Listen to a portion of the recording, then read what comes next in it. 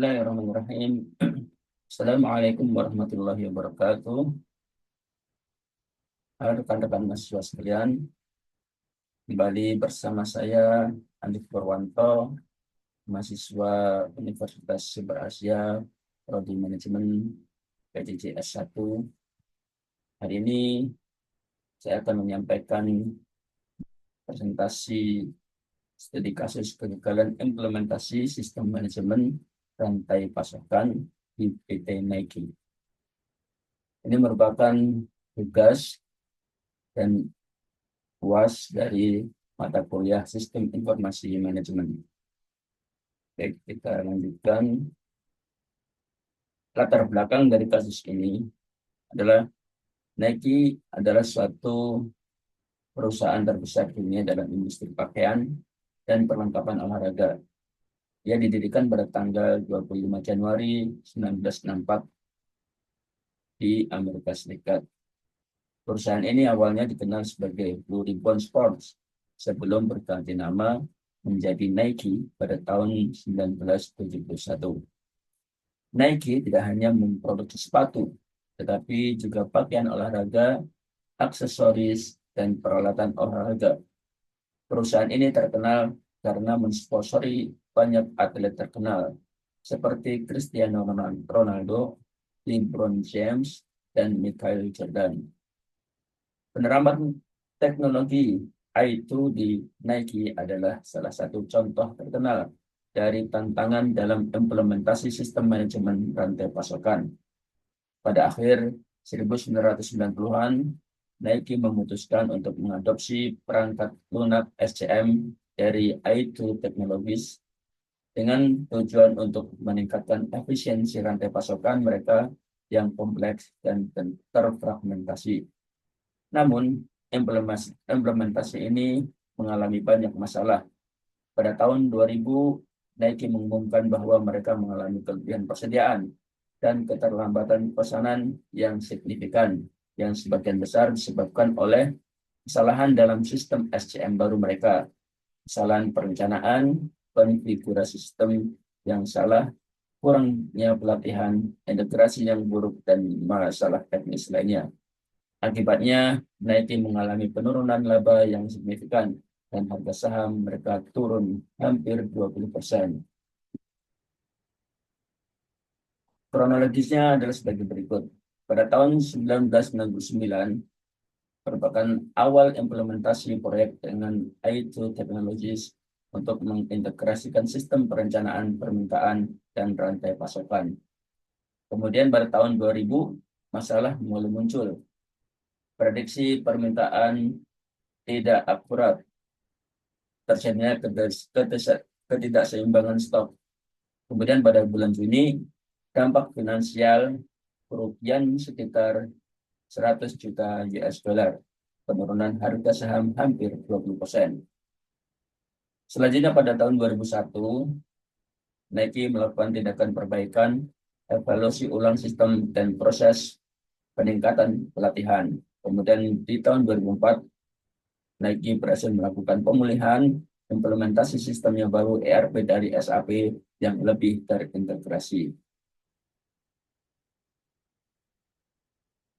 Dari kasus di atas diidentifikasikan analisa masalahnya adalah kesalahan perencanaan dan pengujian. Kemudian yang kedua, konfigurasi sistem yang salah, ketika kurangnya pelatihan, sehingga berdampak terhadap organisasi, yaitu PT Nike, mengalami kerugian finansial sebesar 100 juta US dollar, dan juga reputasi perusahaan terganggu, dan perusahaan mengalami penurunan kepercayaan dari investor. Berikut ada konsep dan teori sistem informasi manajemen berkaitan dengan supply chain management atau SCM. Definisi dari SCM adalah proses pengelolaan dan pengawasan aktivitas yang terlibat dalam pergerakan dan penyediaan barang atau jasa, mulai dari pengadaan bahan baku hingga pengiriman produk akhir kepada konsumen. Supply chain management adalah kunci untuk meningkatkan efisiensi operasional mengurangi biaya, dan meningkatkan kepuasan pelanggan dengan mengelola aliran barang, informasi, dan dana secara efektif. Perusahaan dapat mencapai keunggulan kompetitif di pasar. Komponen utama dari SCM diantaranya plan atau perencanaan, menentukan strategi untuk mengelola semua sumber daya yang diperlukan. Kemudian pengadaan atau survei atau source, yaitu memilih pemasok yang akan menyediakan barang dan jasa yang dibutuhkan oleh produksi. Kemudian produksi itu sendiri mengubah bahan baku menjadi produk jadi melalui proses produksi yang efisien. Kemudian pengiriman atau delivery, mengkoordinasikan pengiriman produk jadi kepada pelanggan melalui jaringan distribusi. Dan pengembalian atau return, mengelola pengembalian produk yang cacat atau tidak sesuai dengan spesifikasi. Selanjutnya, tujuan SCM meningkatkan efisiensi operasional, mengoptimalkan aliran barang, informasi, dan dana di seluruh rantai pasok. Kemudian meningkatkan kepuasan pelanggan. Ini memastikan pengiriman yang tepat waktu, peningkatan kualitas produk, dan pelayanan yang lebih baik. Kemudian berikutnya mengurangi biaya dengan mengelola persediaan agar lebih baik untuk mengurangi biaya penyimpanan dan risiko kelebihan atau kekurangan persediaan. Kemudian berikutnya meningkatkan kolaborasi. Ini mendorong kolaborasi yang lebih baik antara pemasok, produsen, dan distributor. Berikutnya adalah manfaat SCM. Sebagaimana sebelum tadi, jadi manfaatnya adalah mengefisiensikan operasional, kemudian meningkatkan layanan pelanggan, kemudian manajemen persediaan yang optimal, kolaborasi yang lebih baik antara berbagai pihak di dalam rantai pasok, dan berikutnya adalah manajemen risiko yang lebih baik. Nah, proses bisnis dalam SCM ada beberapa bagian. Ada customer relationship management, ini dengan berurusan dengan manajemen hubungan yang baik dengan pelanggan. Kemudian customer service management atau CSM, ini mengatur atau mengelola pelayanan terhadap pelanggan. Kemudian domain management, ini mengelola bagaimana memenuhi permintaan pelanggan. Kemudian order fulfillment, ini pemenuhan permintaan pelanggan. Kemudian manufacturing flow management, manajemen tentang proses produksi, manufacturing, dan procurement, ini tentang ketersediaan dari stok.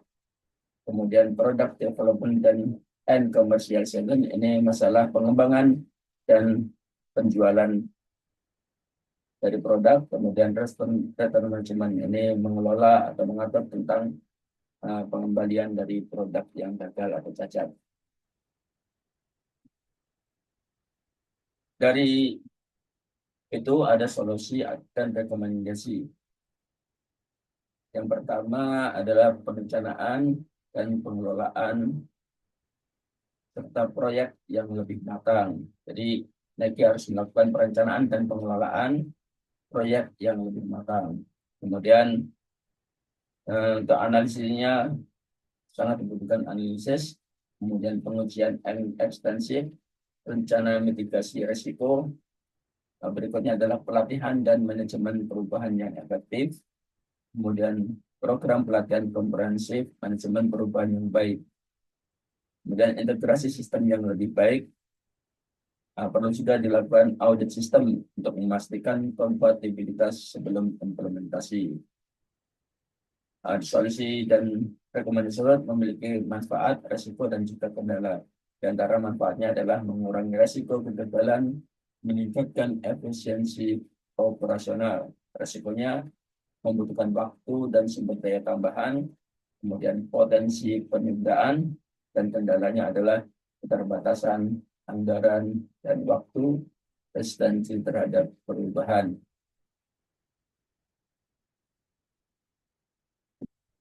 Kesimpulannya, pelajaran yang dapat diambil, Kegagalan implementasi sistem manajemen rantai pasokan Nike memberikan pelajaran penting tentang pentingnya perencanaan yang matang, pengujian yang memadai, dan pelatihan yang cukup.